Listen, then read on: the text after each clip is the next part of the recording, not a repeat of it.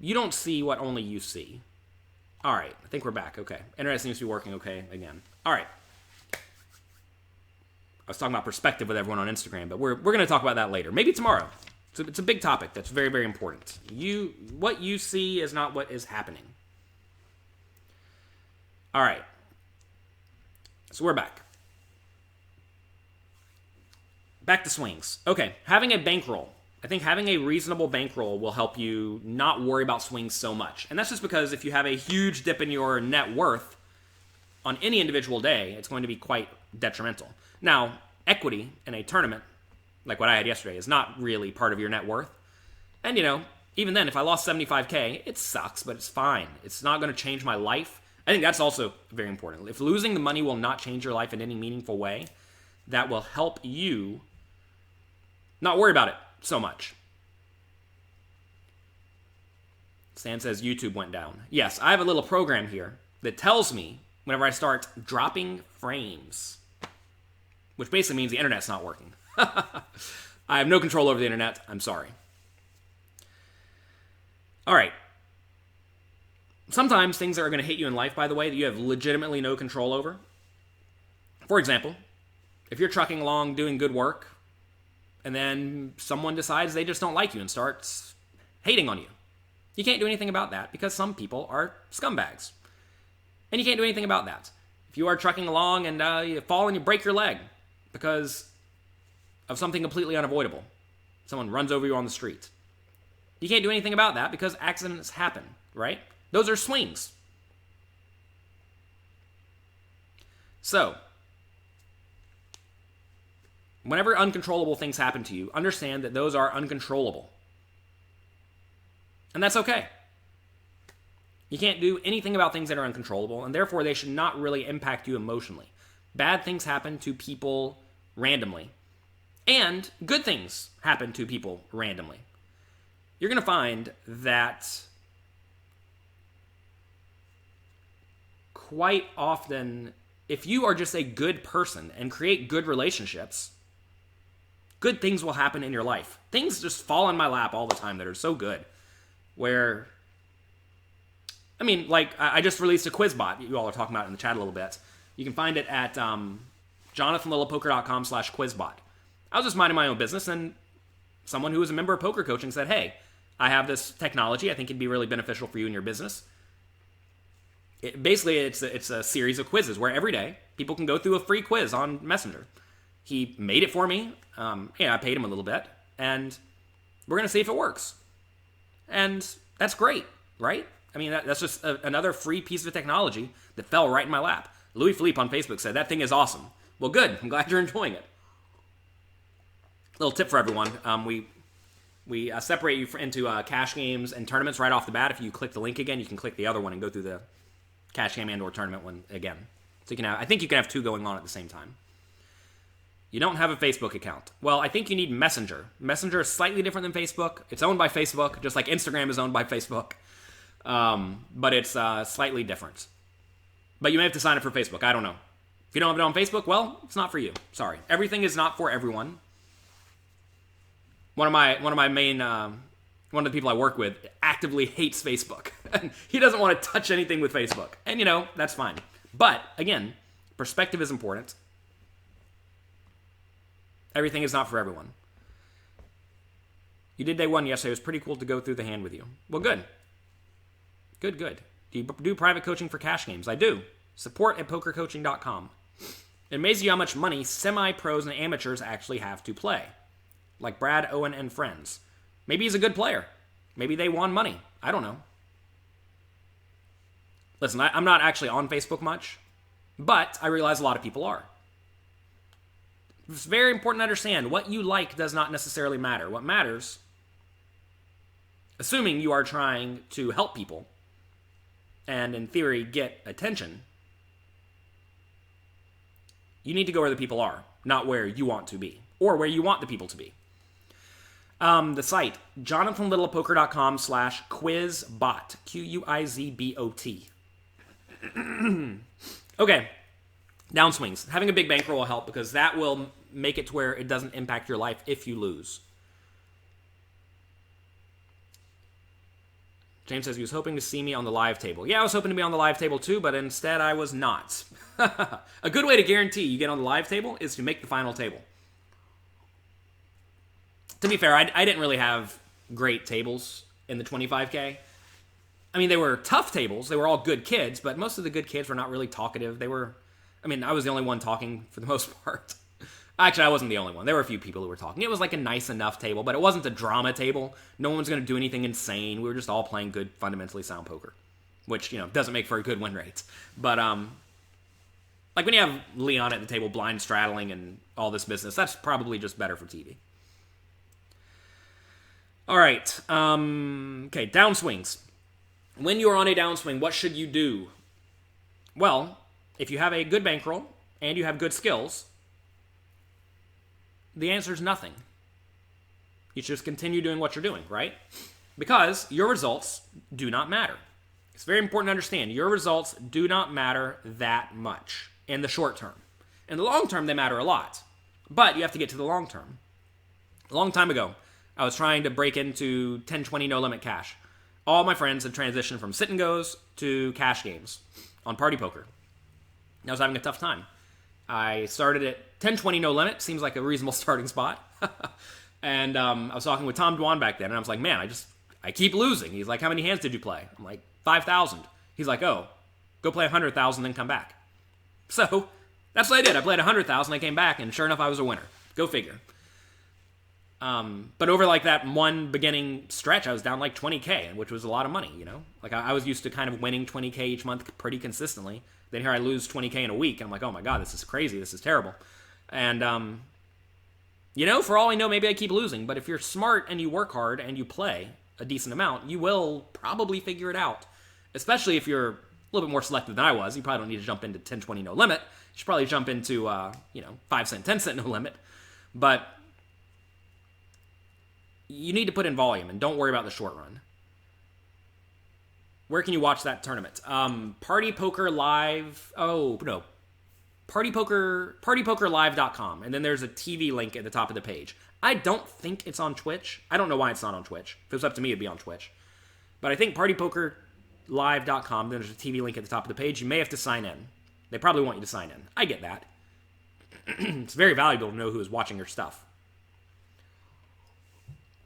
But it causes friction. It's always an issue in business. Do you cause friction or do you not cause friction? And ideally, you get rid of all friction that you can within reason. But at the same time, some things are so valuable that you maybe you want to cause friction to get them, or you have to cause friction to get them. Don't know why I can't talk this morning.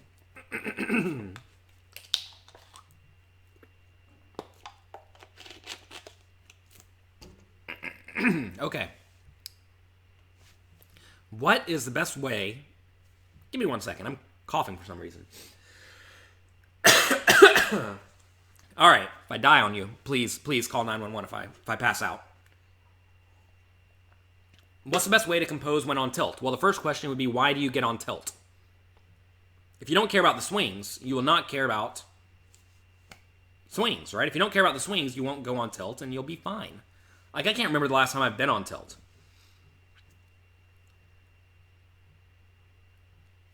James says he didn't see many bluffs at the table. They seemed fairly tight and straightforward. That's what good poker is fairly tight and straightforward. Especially if there are a few crazy people. What HUD do I recommend? I always use Hold'em Manager. You can find what I use at jonathanlittlepoker.com/resources. Okay. Our sit and go is a good way to build a bankroll. jonathanlittlepoker.com/bankroll. The answer is probably. All right. When you go on tilt, first you want to ask, we're not going to discuss what to do when you're on tilt. We're going to discuss why you are on tilt. Right? Why are you on tilt? Are you on... Jared Tendler has a lot of great work on tilt. And I think he mentions there's like 7 or 8 reasons people go on tilt. And you have to figure out why you're going on tilt and cure it. Cure this mental thing going on in your brain. Because tilt is mental, right? It's all in your head. You have to understand, when you're on tilt, because you got bad beat, or whatever, look around the table. Is anybody else on tilt? No, they're not, right? If anything, they're happy that you're on tilt. If your opponents are happy because you're doing poorly, clearly that should make you want to change your actions right there, right? All right, so let's say you're playing a game, maybe a card game where they give you 2 whole cards, and they start off pretty good. And then the board comes out very poorly, and you end up losing. Why should that make you angry? I don't know. I don't know why it should make you angry. Some people it makes them furious. Some people it doesn't make them angry at all. I think you have to stop associating winning and losing with success or failure. And for most people, winning and losing are very closely tied with success and failure, right? Because that's what you're taught. If you lose, you failed. If you win, you succeeded. And that's not how poker works. You have to get that out of your head really fast. As long as you're making good decisions and producing equity, you are going to win in the long run. So all you really have to do is play with an edge consistently and get to the long run. If you go on tilt, if you play poorly, if you do dumb things, that is going to decrease your edge, right? D. Nelson says, you want to reach a new high or a new plateau, and the dips can hurt. Whenever I used to play sit and goes as a young, dumb kid, I would click the refresh on the Party Poker lobby every time I entered a game to see where I was. I did this for like a year straight whenever I was young. Then after a while, I realized, why am I spending my mental energy on this? I don't know. I don't know why I'm doing this. It's because I care. I cared too much. I cared to the point that I was ignoring things that do not matter. I'm sorry, I was ignoring things that matter, like actually playing the games, for things that do not matter. Like, where am I at this exact moment on my incredibly swingy graph, right? I mean, you see now, like, the crypto kids, they're sitting at the table refreshing their application to see, oh, am I up or down? Am I up or down? It's like they need a hit of drugs or something. It's not good. You need to get off that stuff. There's a fine line between being obsessive in a way that is irrelevant to actually making sure you're not doing anything overly stupid, right? So, Louis Philippe says, do you know of a good way to detach yourself from immediate results? The feeling of unfairness when nature brings nasty rundowns. Everyone, I suggest you get Jared Tendler's book, The Mental Game of Poker, because he does go through all of this. I actually did a tilt workshop with him. I'm sure you can find that at jonathanlittlepoker.com/training videos, maybe. Send me an email if you can't find it. And anyway, we went through a bunch of just tilt profiles. Like Louis Philippe would write this, and he would go through this thing that he just wrote, where he says, the feeling of unfairness. Why do you care if things are unfair? You know it's unfair sometimes. Poker's not a fair game. So don't worry about it. Just like if you walk out on the street and get run over and break your leg, it's unfair, but it's random. It doesn't matter. It happens to people. Sometimes you walk out on the street and someone throws a $10,000 brick of cash for you, just on your feet. That doesn't happen to me yet, but I've heard it's happened sometimes. And, sometimes you're lucky. T. Nelson says, you don't want life to be hard. Yeah, well, sometimes things are hard. The chapter by Jared Tendler and Excelling at No Limit Hold'em was great. Yeah, that's a good entry to Jared Tendler.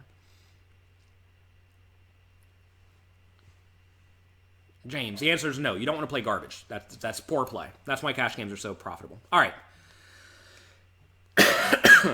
Louis Philippe, why do you care if things are fair? Why does it matter to you if things are just? And also, understand that when you get it all in with an 80% favorite, right? You're supposed to lose 20% of the time. You are supposed to lose. You will lose 20% of the time, right? But there's this thing in people's brains. I think the number was 70%. I could be wrong about this. If you know you're supposed to win 70% of the time or more, you assume you're supposed to win 100% of the time. And you feel as if things are unjust when you do lose. But really, 70% is a lot. Like a lot. Well, it's 70% means you're going to lose 30. 30 is a lot, and that's okay. Now, yesterday, and really in the 25K, I did not do so well in my flips. I lost essentially every time I got all in. I won one all-in flip in the 25K. It was for my tournament, and but I lost every other flip. I lost every other all-in, whether I got it in good or bad. And I don't feel as if this was unjust or anything like that at all. And it happens. It's going to happen, right? I mean, we're just running a number. We're running a random number generator, and sometimes it's going to hit you well, sometimes it's not going to hit you well. Alex Fitzgerald visualized this well. He said, people complain about losing an 80-20, but imagine there were 5 Dixie cups with one ball under them, and a guy picked the right one. You would not be amazed. It's like a cool trick. Like, oh, here it is. If you could pick it every time, it'd be neat. But like, yeah, I mean, you pick it sometimes. It's not shocking.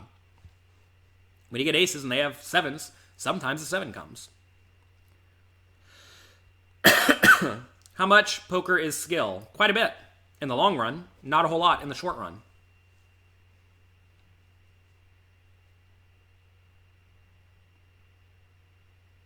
King Jack is the 8th strongest hand. What are you missing? You're missing the idea that hand values don't just go straight down a list. King Jack offsuit's quite poor, actually. Why is it quite poor? Because when you get action, you're often going to be in very bad shape. I mean, I was just saying this earlier. Earlier in the 5,000 yesterday, someone would raise middle position. I'd 3-bet them with ace-king. They'd call with King Jack and think it's good. I think you probably mean by 8th strongest hand. Again, aces, kings, queens, jacks, 10s, 9s.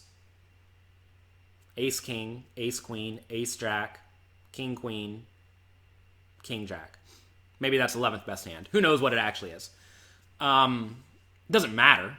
What matters is if a lot of money goes in the pot, you're going to be dominated by one of those better hands. So you often do want to avoid spots where you are very easily dominated. If you raise under the gun with King Jack, you're taking your hand against 9 random hands in a spot where they're only going to put or primarily put money in with hands that can either outdraw King Jack easily, like 9-8 suited, or hands that dominate King Jack, like Ace-King, right? So that's the idea of reverse implied odds. I discuss this in all my poker books because it is a very important concept. But an often overlooked concept. All right. Really, you need to figure out why you are tilting. Figure out what's going on in your brain. Write down why. Write down how you feel when you go on tilt. The only time I actually get annoyed is when I do something that was bad.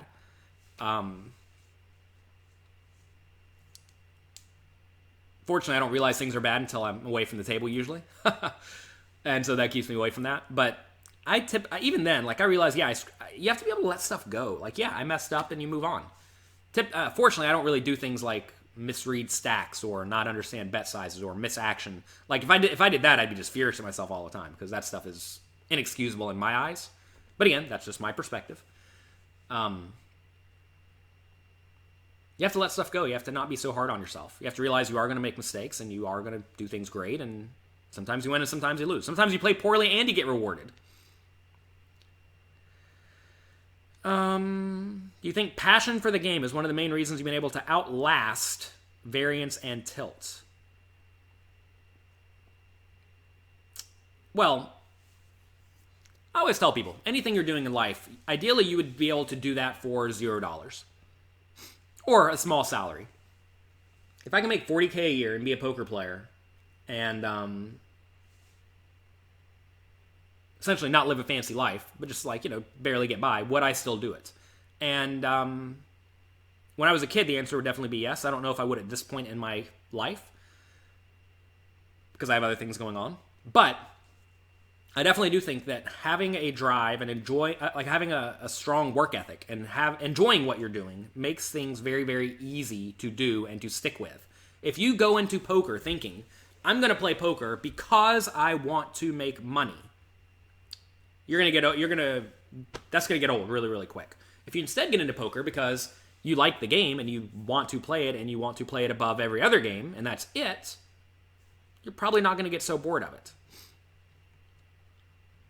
So, I think the important thing to understand is you need to enjoy what you're doing. People always ask, like, how have you written 14 books? Well, I like it. It's not like hard work for me. I want to do it. I think a lot of people view work as bad or work as hard. And it doesn't have to be that way. I was reading something where they interviewed lottery winners, and they said, what are you going to do now that you have all this money? And almost all of them said, I'm going to quit my job. Which is kind of sad, because that implies they did not like their job. At least enough to do it for free. I mean, I would still write poker books for free. I would still do a little coffee for free. I am doing it for free. I have no desire to monetize this or anything like that. I don't even know how I would do it. But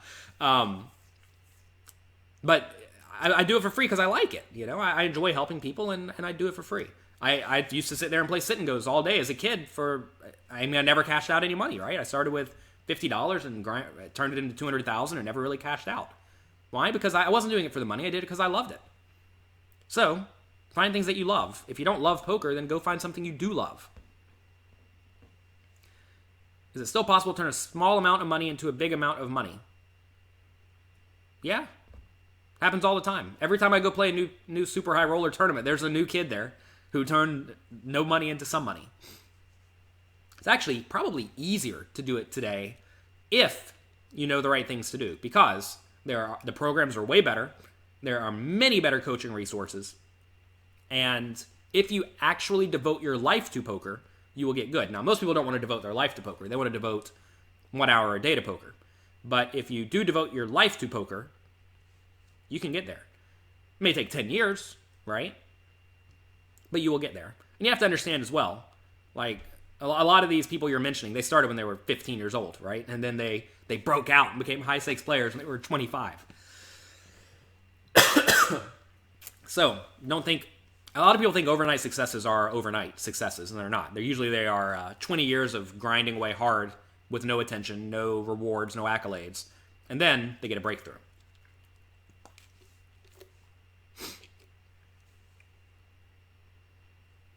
Callum says, saw a data said about people winning the lottery, etc.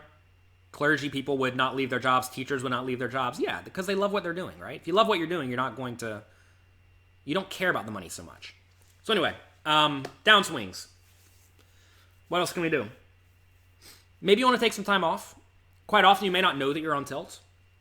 I do a few things to essentially protect myself from myself, even though I don't think I need it, which is probably...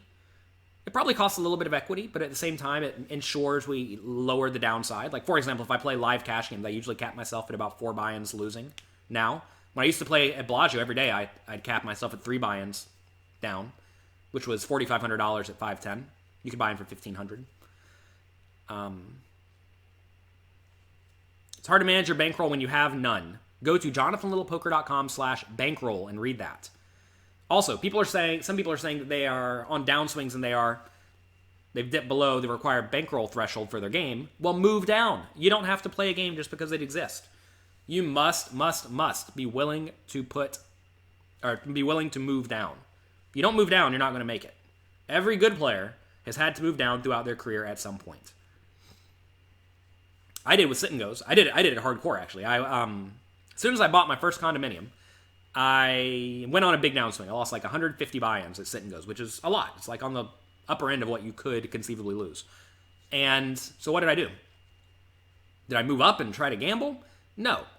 I decided, instead of playing the $200 games, I'm going to go back down to the $10 games. The bottom. I'm going to go to the bottom. And I'm going to win 100 buy-ins at every level. The 10s, 20s, 30s, 50s, 100s, 200s. Again, I wasn't playing for the money. My expenses were relatively low, like $1,500 a month. I did just plunk down a large chunk of my bankroll into a condominium, but my expenses were relatively low. So, what do I want to do? I want to minimize risk of ruin, which means I need to make sure I'm playing with an edge, and I need to reconfirm my skills, because, you lose confidence when you're on a significant downswing, inevitably, and also, you may actually not be playing with an edge. Poker's tough, because edges always, or very usually, diminish over time. The game gets tougher. And... I mean, this very clearly happened with sit and goes. I went from a 10% return on investment to a 0% return on investment over a 4 or 5 year period, and everyone did, right? Everyone who played the games had that happen, because the game is not such a hard game. It's an easy form of poker. So, the edge went away. As games are easier, edges go away faster. Like in tic-tac-toe, if you play against a child, you'll have an edge for, I don't know, 5 or 10 games, and then your edge will go away because the child will figure it out because it's an easy game. Sit-and-goes are an easier form of poker than deeper stack tournaments and cash games and whatnot. It just is. Like Limit Hold'em, same story. It's just an easier game than No Limit Hold'em. So, that's why no one has an edge in the high stakes anymore. All right, anyway. So what I do? I went back to the $10 games, and I won 100 buy-ins at every single level. It took me a while, 3 or 4 months of grinding. But again, I loved it, and I was confirming that I was a winning player. And I was also studying and working hard all along the way, and I was not open to losing a lot of money. Again, a lot of people saying they have a hard time playing because they don't have a bankroll. Realize you can play 1 cent, 2 cent on the internet, or 5 cent, 10 cent on the internet. That does not take a lot of money. I started with $50 whenever I played on the internet. I played 25 cent, 50 cent Limit Hold'em. And, that was probably not an adequate bankroll, but it's what I had, right? I was a kid. I made $10 an hour. What is my opinion on Mark Ari's take on poker vlogger? I don't know who Mark Ari even is. Sorry. I'm very bad with names. I don't know most people. And I'm not into drama. I don't if you ask me someone's take on something, I just don't care about most people's take on most things because I don't know who these people are. I don't know their morals. I don't know their ethics, and I don't watch too many poker vloggers or any poker vloggers. I watch a little bit here and there. But I really don't watch a ton of poker vloggers. I don't have a ton of time to watch much of anything. Unless I think it's very beneficial. I listen to a lot of podcasts. And that's because it doesn't require me to sit and watch. Because I'm often doing things. Go, go, go, right? Like Mr. James, go, go, go. Sam says he hears that. It's exactly that drama. Oh, and I actively shy away from drama. I don't want to be involved in drama. I don't want to incite drama. I want us to all move forward as a good, productive, happy poker community. Other people like to try to drag the poker community down and berate the poker community and all of this, and I have no desire for that. I have no desire for that at all. I have no desire to tear apart the poker community. So, when you see someone creating drama, understand what they are trying to do very often is they are trying to raise their level of credibility by pulling down the credibility of others. Often people in their space. And when you see someone using negativity or just like general harshness, bullying, vulgarity, whatever, very often they are essentially saying, they are definitively saying with their actions that I cannot compete on an intellectual level, therefore I have to try to find a way to shock people into thinking I am relevant. So, keep that in mind whenever you're listening or watching or learning. I should come up with some poker merchandise. Yeah, I thought about this. It's a lot of work. It's not a lot of money. See, that's a good example. It's a great example, right? Do I want to have my own merchandise? I mean, not really. I mean, I could. I'm not passionate about it, right? So I haven't done it. If I'm passionate about it, I do it. I recommend you a book or a podcast to help you grow up in life. I think the Tim Ferriss podcast is good. Go back to the very beginning. Start episode 1. You don't have to listen to all of them. Listen to ones that are interesting. They have lots and lots of smart people there. What else? My brain's not working right now. I would look it up on my phone, but I have my phone's over there on Instagram. I have a website, jonathanlittlepoker.com/ I think it's podcast. Look up the podcast I listen to or something like that. All right. We've talked about downswings a little bit. Stay sane. Don't do anything dumb. Don't tilt up. That's like the worst thing you can do. Be smart. All right. Now let's talk about upswings. Upswings inevitably happen whenever you do well. I've had multiple times where I've had big scores in like back-to-back events. It happens sometimes, right?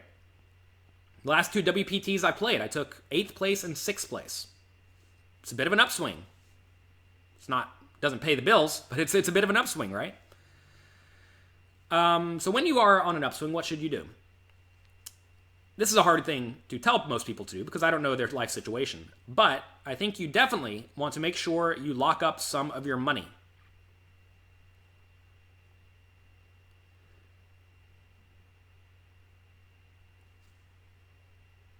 Whenever you have a significant windfall, whenever a lot of money comes to you, do not think you need to spend it or invest it or anything like that. I mean, investing it may be fine in very, very stable things like the stock market is relatively stable. Things like real estate are relatively stable. I would definitely tell you to, if you are going to put your money into something, look for something that is not at an all-time high. Don't buy things at all-time highs. That's one lesson I've learned throughout the years. Over and over and over again. So, like, say you want to buy a house, right? But let's say the real estate market is at an all-time high. You probably shouldn't be buying a house right then. Say you want to invest in the stock market. Stock market's at an all-time high. You probably don't want to invest in the stock market right then. You want to invest in stuff whenever it's in the medium or low. The problem is whenever things are like really dipping hard, you don't really know how low they're going to dip. But if things seem relatively stable, that's probably a good time to get in. What you don't want to do, though, is you don't want to spend your money on stuff.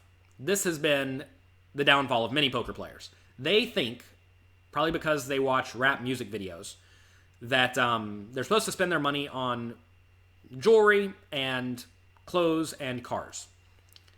Unfortunately, jewelry, clothes, and cars all depreciate quite quickly for the most part. Not always. Some of these things do hold their value. But for the most part, jewelry, clothes, and cars depreciate pretty hard. Now, I'm not saying you shouldn't spend your money on nice things. You should have nice things. But at the same time, you want to make sure you conserve your wealth. Because inevitably, you will go on a downswing.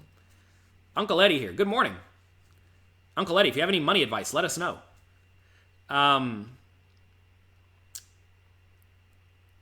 You want to hold on to your money, though, is what it amounts to. You definitely don't want to spend it on stuff that you just lose. For example, you don't want to spend it on staying in the fanciest suite every time you travel, assuming you're still traveling a lot, right? Like if you're traveling a decent amount, you don't want to just start spending, instead of $100 a night, you don't want to start spending $1,000 a night, right? If you normally used to fly coach, you don't want to start flying in private jets, right? So you need to be smart about that. Try to put your money in things that will at least retain their value. Now, Uncle Eddie says, buy low, sell high. That's exactly right. A bit of a failure story for me. Every time I won a WPT in the past, I would buy a house or a condominium or something like that. And 2 of them I bought relatively high. And this was near the peak of the real estate market. And I've had them ever since because I mean they were not expensive. They were like $150K each. And if I sold them today, 15 years later, I could probably get $150K for them. They have not depreciated at all, or they're not appreciated at all, because as soon as I bought them, they just tanked, right? Because the real estate market went down. Real estate market was near the all-time high. It went down. Go figure, right? So I've held on to them. Fortunately, with real estate, you can at least rent it out, so you get income each month. But if you instead buy clothes, you probably can't rent out your clothes. I mean, you can, but you're not going to. Is Uncle Eddie my real uncle? He's close enough to my real uncle. Everyone loves Uncle Eddie. He was the officiant at my wedding. You can find my wedding video at jonathanandamy.com. AMIE. You watched my Poker Go documentary. Very cool. I'm glad you enjoyed it. Do I have tenants in all of them? I do. So, realize that sometimes your investments are not going to go well. I bought some gold near the all-time high. Still not back up there, right? These are just poor investments because I was young and dumb, and I thought whatever was hype at the moment was good. Whatever was popular was good. This happened to a lot of people recently with the cryptocurrencies, right? They're like, oh, cryptocurrency, everybody's in. Let's buy it for $17,000. And then it went down to $6,000, right? It's a costly lesson. But it's a lesson you can learn if you watch history. Anytime anything is spiking, it's going like this. If the graph's going up, you don't want it. You want the graphs that are low and steady. Because eventually, well, maybe they'll go up again. Maybe. But usually once it's already kind of low, it's either going to dwindle down a little bit, it's going to dwindle up a little bit, or it's going to spike up. It's not going to go straight in the dumpster. Like if you have a house, the value of your house is never going to go to zero because you could always tear the house apart and sell it, right? It's good to buy things that have tangible value as well. Obviously, a car has tangible value, but depreciation is a real thing. If you do buy a car, buy a used car, buy a car that's like 3 years old, that saves you a lot of money, right? This is, again, assuming you care about money and you don't value the fact of your car being new, which, many people do.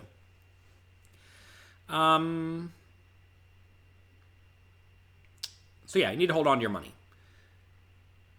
You need to also assume that your skill level has not changed. A lot of people think that if they win a $1,000 tournament for, let's say, $500K, they win a big $1,000 tournament, they now have a lot of skill and they can compete in the $10,000 tournaments. First off, you're not bankrolled for $10,000 tournaments.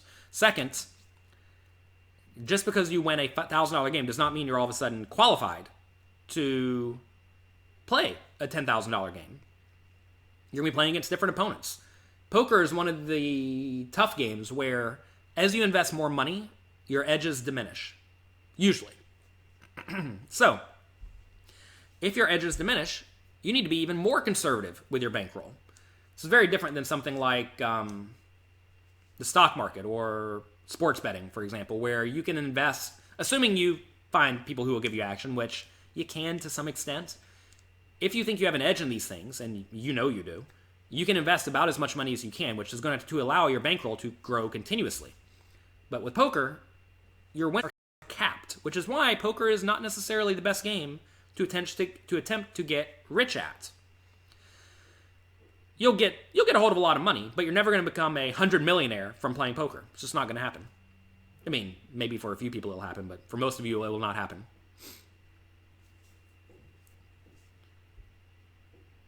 What do we think about investing in yourself by traveling to places far away, like, say, Europe or South America or whatever? I definitely am a big fan of investing in yourself. Do things to make yourself smarter. There's a guy, James Altucher, who has a podcast. I don't really listen to his podcast anymore. I used to listen to it a lot. He started having more media people on his podcast, like actors and stuff, which I'm not as interested in. But he has a lot of great podcasts as well, James Altucher. And the idea of investing in yourself, work hard to make yourself more productive, smarter, more intelligent. I think that's very valuable. And getting experiences in life, especially like real experiences, not fake experiences, are very, very valuable. Dean Nelson said you need to remain teachable. That's something a lot of people have problems with. Whenever they do well, they think that they're great. And they stop becoming teachable.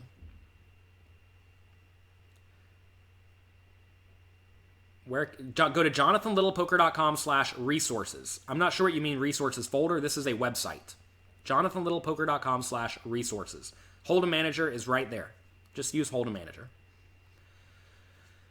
So, you have to remain open-minded. You have to realize you are not the best ever. You may feel like the best ever when you have all the money, 500K. And that's it. Just keep doing what you're doing, right? You need to continue doing what you're doing. Magic cards, what are my thoughts? I think right now you'd be insane to buy high-end vintage or graded Magic cards. They're spiking, right? I just sold a bunch. I've learned as well, whenever things are spiking, sell. Sell them. Get rid of them. You don't need them. Realize all these things are things. There's some quote that I'm sure I'm going to butcher, but it's basically true wealth comes from having few wants or something like that. And realize that things are just things. You don't need things. You came into the world without things. You're going to leave without things. And it is what it is. At the end of the day, wealth buys you security and stability and comfort. And it can also get you experiences. But things may make you feel happy at the moment, but very often will not make you happy long term. Every poker player thinks they need a nice card and a nice watch. I had a nice card and a nice watch, and I promise you, you don't really need them. You just don't. You may think you need them because other people have them. But just because other people have things does not necessarily mean that those things are what you need in your life. All right. Louis Philippe says, thanks again for another awesome session. Thank you for being here every day, Louis Philippe. I'm glad you're enjoying it. I'm going to go play... Actually, I'm going to go to the beach. I'm going to go swim in the water. It's nice. You can just... I have little goggles. I throw the goggles on, walk to the beach, swim for 30 minutes, get out of the beach, come back, take a shower, get food, go play poker. That's the plan for the day. Today for me is a $5,000 tournament. Day 2A. They've set this up to where you can re-enter a bunch. I can still buy in 4 times if I want. That's a lot. Hopefully I don't have to buy in 4 times. But I will. I will if I have to. All right. Have a great day. Enjoying yourselves. Have fun. Be nice to someone. Don't be rude to anyone. How'd I do in the 25K? I lost. All right. Have a good day. Thanks again for being here. I will probably be here tomorrow. There's a chance I'm not. Listen, whenever I'm playing live poker, there's always a chance I'm not because I value sleep over most things. But I value you all over everything besides sleep. So, have fun.